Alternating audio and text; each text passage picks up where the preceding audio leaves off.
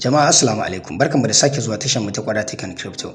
Yau bidiyon da muka zo da shi mun zo da update farko game da distribution na POS da matsalolin da aka samu da kuma abin da za ku yi da bayanin abin da ya dace ku yi. Sannan kuma za mu nuna muku yadda za ku sayar da POS ɗinku idan ya shiga kasuwa an jima karfe 12 na rana. So ku kalli bidiyon na har ƙarshe ku yi sharing domin wasu ma su amfana saboda yana da amfani sosai.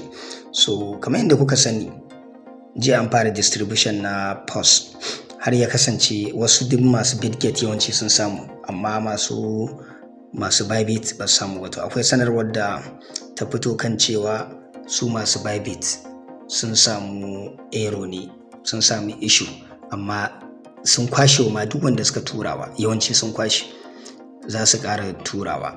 Shine kamar yadda suke faɗa cewa the previous POS airdrops will be reversed, za a yi reversing ɗin shi. As part of this update, a new distribution will be processed shortly based on the latest eligibility data. So akwai data da suka karba na waɗanda suke eligible users daga POS wanda za su yi amfani da shi wajen turawa mutane yau din nan kafin listing, probably wajen karfe 11 na rana kenan. So abin da nake so in gaya mutane shine gaskiya wannan abin zai iya zama intentional abu kuma dole yana da alaka da POS. Dalili shine saboda ba sa son a yi dumping din token din, ba sa so a yi dumping din, suna so token din ya tsaya. Kuma akwai issue na BSC chain da sa su shiga, so wannan update din ma ya kamata ku san da shi. Suna so su shiga BSC season, so suke yi bayan listing ya kasance kuma sun fito da wani tsari, wani mining na daban na wani season kamar season 2 da suke cewa BSC season. Za su shiga Binance guarantee ko da bayan listing ne, so wannan ya kamata ku san shi. Za su shiga Binance ko da bayan listing ne. Abu na gaba shine ya za ka sai da POS ɗinka bayan an tura maka. So misali akwai POS a Bitget ɗin nan,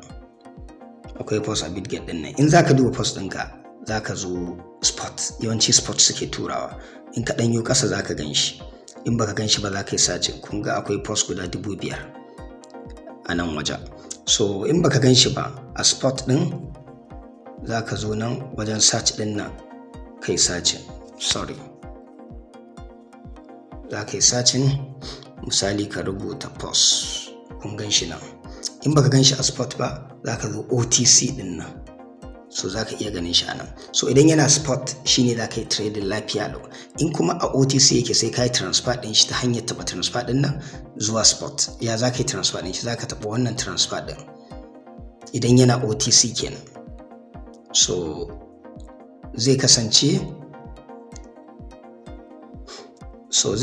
spot a ƙasa, saman nan kuma sai ka sa OTC account. Kun gane ko? Nan wajen coin kuma sai ka je ka zaɓo POS. Kun gane? Sai ka zaɓo POS saboda babu shi a OTC, shi yasa bai kawo. Misali USDT ɗin nan shine POS, sai ka saba all, sai ka transfer ɗin shi daga OTC zuwa spot kenan. So you are ready to trade kenan. Sai ka zo nan tsakiya wajen trade. Kun ga nan tsakiya? Kun ga akan POS nake yanzu, muna da awa 4.5 suka rage a shiga kasuwa. So abin da za ka yi shine in wannan POS ɗinka ne za ka taɓa sell nan. Ina fata kun gane.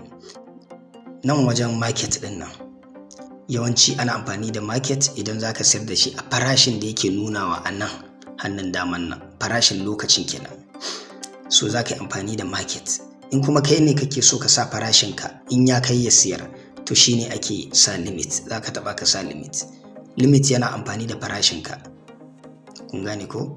Kun ga nan farashin da yake anan za ka saita, misali za ka sa farashin da kake sa rai misali, to ka taɓa. To in ya zo kan farashin nan wajen ka sa all, in ya zo kan farashin kawai zai siyar maka. Yanzu in na placing order na taɓa sell, kun ga an ce pair is not opening soon, kasuwar ba ta fara ba. Inda ta fara zai min placing order amma ba siyarwa take yanke ba. Zai placing order zuwa lokacin da farashin zai kai wannan farashin da na sa. In kuma na cire limit din nan na saka market na jazaran nan duka 100% duka, to ina taɓa sell din nan zai siyar min instantly da farashin da yake na lokacin. So yawanci an fi amfani da market. So wannan dai shine abin da ya kamata a ce kun sani, wanda idan ya koma dala kuma shikenan kana iya zuwa kai P2P lafiya lau. Kar ku manta idan za ka yi P2P dole sai ka yi transfer ɗin dalarka daga OTC ɗin nan zuwa daga spot zuwa OTC ɗin nan, daga spot zuwa OTC. In a Bybit ne sai ka yi transfer ɗinta daga Unified Trading zuwa Funding. So ba a yin P2P a Unified Trading, ba a yin P2P a spot a nan, dole sai ka kai shi OTC a nan. A Bybit kuma dole sai ka kai shi Funding. So wannan shine, ina fata kun ji daɗin wannan bidiyon, sannan ina fata za ku yi sharing domin wasu masu amfani. Sai anjima.